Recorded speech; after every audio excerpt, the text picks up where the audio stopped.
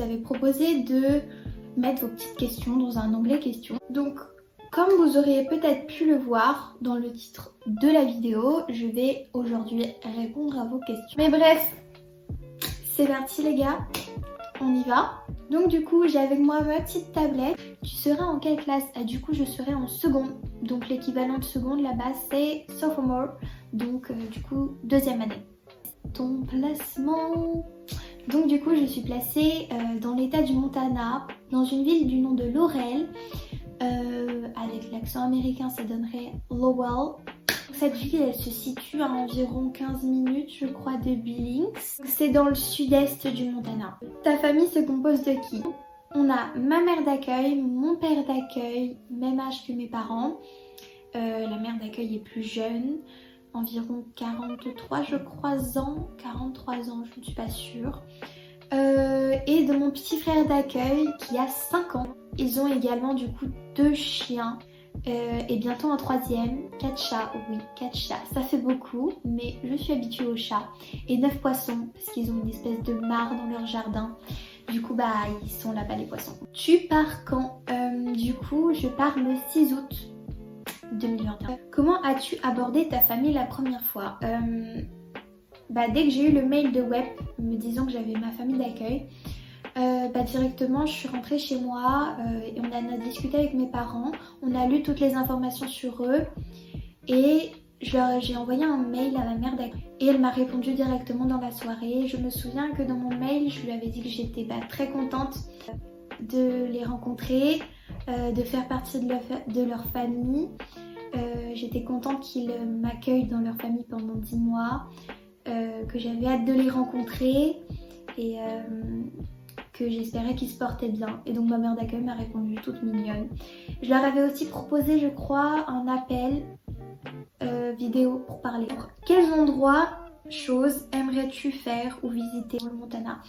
Il y a le Glacier National Park qui est plus au nord si je me trompe pas du Montana, donc j'aimerais bien le faire. Sinon il y a aussi le Yellowstone National Park qui se trouve dans l'état du Wyoming, donc juste en dessous du Montana. Je dois être à 2h, 2h30, 3h du parc du Yellowstone. Du coup j'espère le faire même si c'est déjà assuré vu qu'avec ma famille d'accueil ils m'ont assuré qu'on irait faire un family trip. Et puis sinon après je verrai, mais j'espère faire le plus de choses possible et inimaginables. Tu as déjà des connaissances sur place? Oui, j'ai déjà parlé, j'ai déjà une copine là-bas qui est cheerleader, donc du coup elle m'a beaucoup aidée quand je devais faire les try-out de mon high school avec ma coach. Et du coup elle m'a beaucoup aidée, elle m'a conseillé et puis on discute de temps en temps et c'est bien, c'est rassurant. Donc c'est ma mère d'accueil qui m'a mise en relation avec elle parce que elle aussi accueille une étudiante d'échange espagnole du même âge que moi. Et donc du coup elle sera dans mon high school aussi. Et aussi parce que vu que ma mère d'accueil sait à quel point j'aimerais devenir cheerleader, du coup elle a fait tout pour que je me mette en relation avec des cheerleaders et qu'elle puisse m'aider à réaliser ce rêve. T'as fait comment pour te préparer mentalement? En fait je m'attends à rien. Je me dis j'y vais et puis je verrai ce qui m'attend. Et puis dans le meilleur des cas ça doit être que mieux. T'aimais déjà bien l'état du Montana avant d'avoir eu ton placement? Les paysages j'aimais bien, la neige et tout. Du coup j'ai pas été triste, j'ai pas été déçue. Vraiment mon placement c'est quelque chose un peu de superficiel pour moi. Vraiment ce qui est le plus important c'est les rencontres et ta famille d'accueil. Donc du coup j'étais contente. Tes horaires de cours ce sera quoi?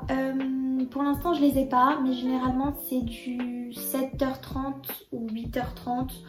Un truc du genre 7h, 8h jusqu'à 14h, 15h. Tu faisais quoi quand tu as eu ton placement? Oula! Alors pour la petite anecdote, je venais de passer un contrôle d'histoire pour lequel je n'avais pas du tout révisé. Update, j'ai eu 14 sur 20. Voilà. Du coup, vraiment j'étais pas bien. Je me suis effondrée dans le car.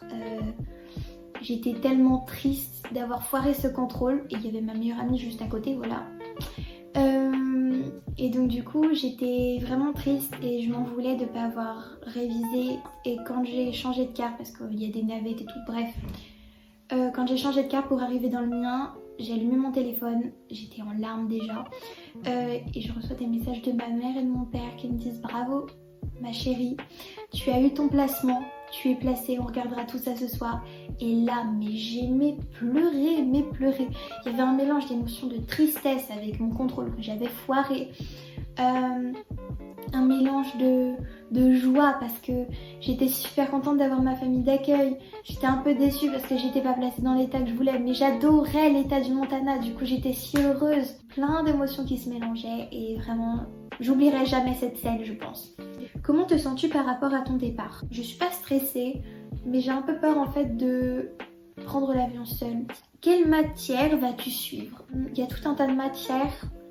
Donc je vous mettrai toutes les matières là. Après il faut savoir qu'il y a des prérequis. Donc je ne sais pas si en tant qu'étudiant d'échange les prérequis ne comptent pas. Donc du coup je peux prendre toutes les matières possibles et inimaginables. Mais je sais qu'il y a 4 matières obligatoires, en tout cas dans mon high school, et 4 matières optionnelles, donc parmi celles-là. Donc les matières obligatoires sont math, science, English and history. Donc c'est des matières que je suis obligée de prendre, mais personnellement ça me gêne pas tant que ça. Et après dans tout cela, je pense que je choisirais textile design, art, cuisine, bref.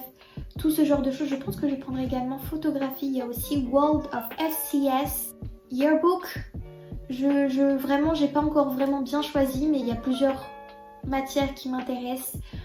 Du coup, je vous les mettrai là. Tu prends un forfait spécial ou tu achètes une carte là-bas pour le téléphone.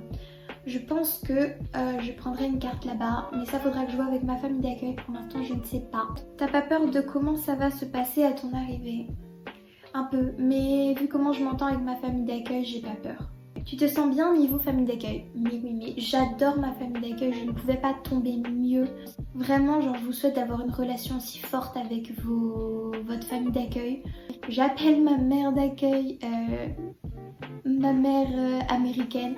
C'est une deuxième famille pour moi. Mon petit frère d'accueil, c'est mon petit frère. Mon père d'accueil, c'est mon père américain. Pour eux, je suis leur fille française.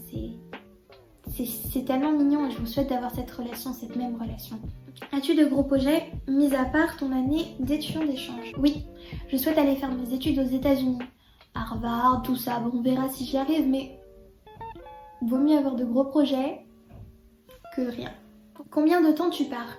Je pars pour 10 mois. En combien de temps tu as eu ta famille d'accueil? Environ 1 mois et demi. Quel est ton organisme américain? Pour ceux qui ne savaient pas, on a, en fonction de notre pays où on vit, on a un organisme. Donc moi, vu que je viens de France, mon organisme français c'est WEP. Et aux États-Unis, j'ai un organisme américain. Et mon organisme américain c'est CHI, donc Cultural Homestay International, je crois que c'est ça. Tu penses que tu vas aller dans quel club? Si oui, lequel? Déjà, je vais voir si c'est possible d'avoir activités sportives et clubs. Mais sinon, je pense un truc comme drama pour le théâtre. Fais-moi une dédicace. Bon bah, dédicace à Stella. Elle n'a pas encore son placement, mais elle part avec Web. C'est une étudiante d'échange du coup de la même promo que moi. Tu as peur que le Covid gâche ton année? Oui et non. J'ai peur de ne pas pouvoir faire le bal de promo, même si je sais qu'il a été fait dans beaucoup de high school, dont le mien. Donc en même temps, oui et non, mais je pense plus vers le non. Tu as combien d'heures de vol? Quelle est la première chose que tu voudrais faire une fois arrivé? Déjà, je ne sais pas parce que je n'ai pas encore eu mes vols et mes billets d'avion. Mais la première chose que j'aimerais faire à mon arrivée, c'est vraiment prendre ma famille d'accueil dans mes bras et leur dire à quel point je suis reconnaissante d'être avec eux. Et j'ai tellement hâte de passer ces 10 mois avec eux. Faut-il un bon niveau d'anglais pour partir? Alors il faut généralement un niveau entre A2 et B1 parce que sinon après ça va être compliqué pour toi de savoir t'exprimer. Faut vraiment les bases. Le sport que tu as choisi de faire là-bas, dans le meilleur des cas du cheerleading.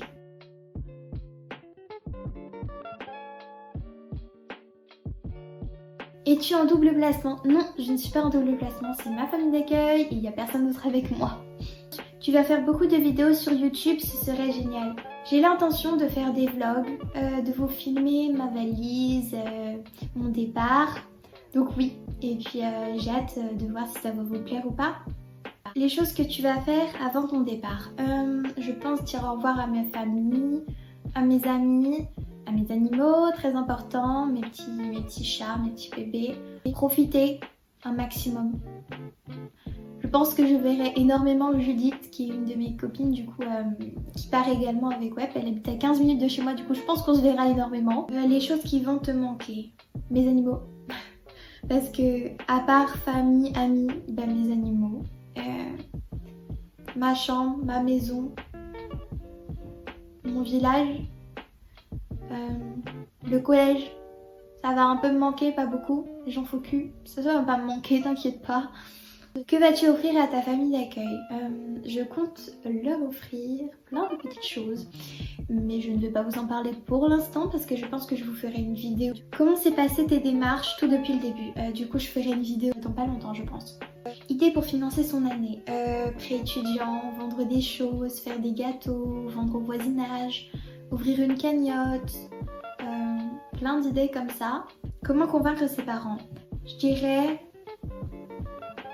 Il y a plein de vidéos de Kana qui expliquent toutes ces questions. Donc je vous mettrai son compte en lien dans la description ou peut-être juste là. Et puis vous pourrez aller voir et regarder toutes ces vidéos parce qu'elle explique vraiment bien. Et vu que c'est une ancienne étudiante d'échange, elle a peut-être plus de conseils et plus d'astuces à vous donner pour pouvoir répondre à vos questions et vous aider au mieux. Coucou, as-tu des photos de ta maison? Alors en fait j'ai décidé de ne pas montrer de photos de la maison de ma famille d'accueil sans leur autorisation. Donc la maison ça c'est sûr que je vous montrerai pas à moins que mes parents d'accueil soient d'accord. Et puis peut-être que je ferai des vidéos avec eux mais il faudra leur demander leur autorisation. On verra tout ça quand je serai là-bas. Ta famille a peur? Non. Non pas du tout parce qu'ils ont confiance en ma famille d'accueil. Ils ont déjà parlé avec eux en appel et ça s'est très bien passé donc ils stressent pas du tout, ils ont pas peur du tout pour moi. Ils savent que je vais réaliser mon rêve et que c'est ce qui compte le plus pour eux, c'est que je sois heureuse. Tu l'as dit à beaucoup de monde. Bien sûr que oui, vous me connaissez les gars, je sais, je parle à tout, je suis une pipelette, je parle de tout et de rien. Tout mon collège est au courant. Ce que tu vas mettre dans tes valises, les cadeaux pour ta famille d'accueil. Du coup je ferai une vidéo dédiée à ma valise et je ferai aussi une vidéo du coup comme j'ai dit pour les cadeaux de ma famille d'accueil. Penses-tu que le prix vaut l'expérience? Oui, totalement oui. Je pense que c'est une expérience qu'on ne fait qu'une fois dans sa vie et que quand on a l'opportunité de la faire, il faut foncer. Et quels sont tes états préférés et pourquoi? Je dirais tous les états parce que chaque état a sa particularité, chaque état a quelque chose qui le rend unique et spécial. J'aime autant les états de l'ouest, du nord, de l'est et du sud, tous autant pareils. Il n'y a pas d'état préféré. Du coup voilà, j'espère que cette vidéo vous aura plu. N'hésitez pas à mettre des commentaires sur vos avis, ma première vidéo. Si vous avez des questions ou même que vous voulez juste parler avec moi, mon Instagram, mes deux comptes Instagram, du coup j'en ai un dédié pour mon année d'échange et un pour mon compte principal, seront dans la description, donc n'hésitez pas à me contacter là-dessus. Et puis moi je vous fais de gros bisous et je vous souhaite le meilleur. À bientôt pour une prochaine vidéo.